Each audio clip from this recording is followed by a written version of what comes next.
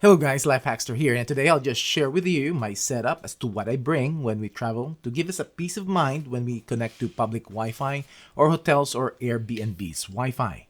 I'm pretty sure you already know the security risks when you are connected to these public Wi-Fi networks.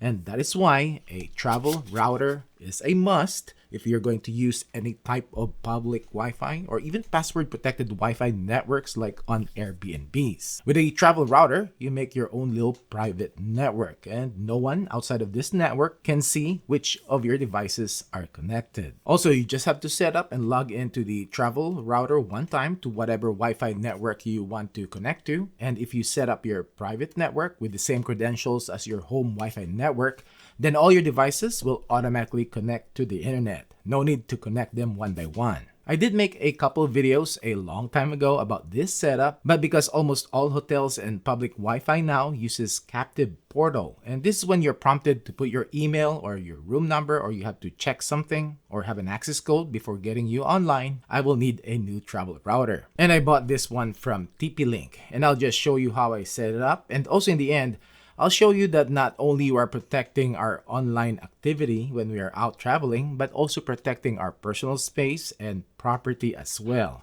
especially when we are in hotels or Airbnbs. So this is the TP-Link BE3600 Wi-Fi 7 travel router. Inside the box, you will get the router itself, and it is pretty compact. On the back here, we have the USB-C port to power this up. We have a couple of Ethernet ports if you can plug it into whatever internet or network you're trying to connect to. Most hotels, I think, just have Wi-Fi nowadays and don't have Ethernet ports in their rooms anymore. And we also have a USB 3.0 port. And on the side here, we have the reset button and the WPS switch. It also comes with its power adapter. This is a 5 volts 3 amps, input 100 to 240 volts. And because it is a travel router, it comes with different plug-in adapters. So you can use this in different countries. It also comes with a USB-A to USB-C cable because you can also use a power bank to power this up as long as it has a 3 amp output. And you will get some paperwork and an Ethernet cable. Now setting up, we just got in the hotel and I have placed this in a case here and we will set this up. I'll connect the plug-in adapter like so, plug this in and plug it on the back of the router. I'll use my phone to set this up, so I have downloaded the TP-Link Tether app.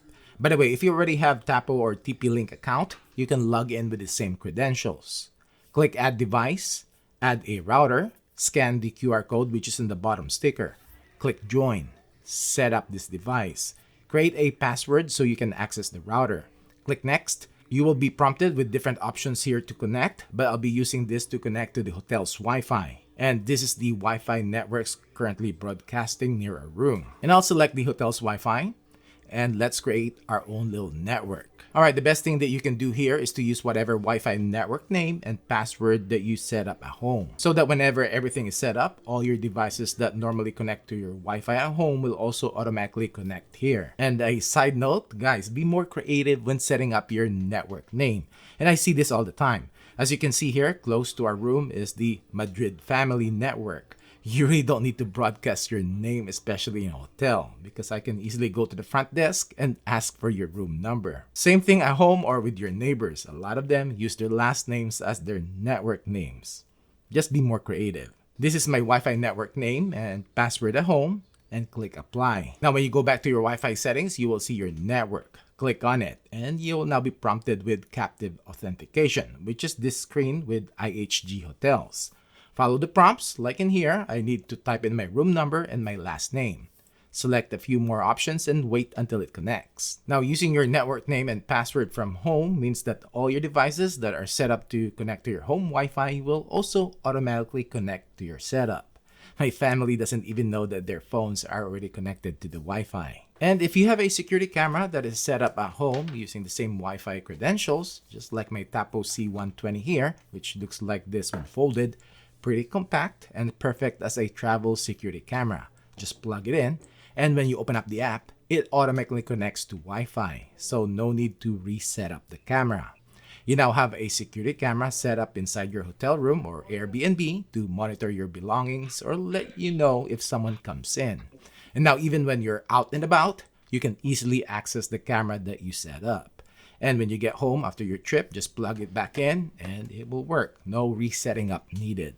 As to the travel router, the next place you want to connect to a public Wi-Fi, just plug it in and your phone should automatically connect to the Wi-Fi that you set. So you just go to the Tether app, choose the router, select the hotspot to check which Wi-Fi networks are available.